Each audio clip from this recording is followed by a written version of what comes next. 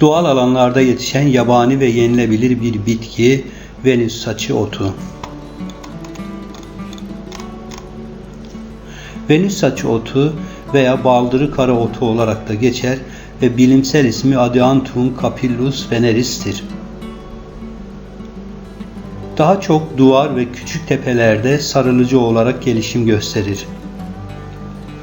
Eğrelti otu grubuna dahildir ve sporla çoğalır. Venüs saçı otunun taze yaprakları yenilebilir ve genellikle pasta süslemede kullanılır. Ayrıca kurutulan yapraklarından çok şifalı bir çay elde edilir. Bu çay astım, bronşit ve öksürük tedavisinde kullanılır, idrar söktürücüdür ve terletici özelliği vardır.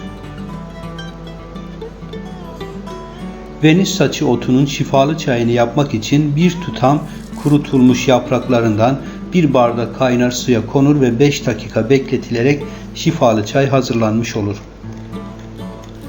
Hazırlanan bu çay şifa niyetine içilebildiği gibi soğutularak gargara yapılır ve ağız sağlığı, diş bakımı için çok önemli etkiler sağlar.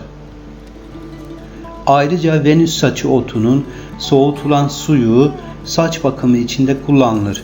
Saçların dökülmesini engellediği ve saç beyazlığını giderdiği de bilinmektedir.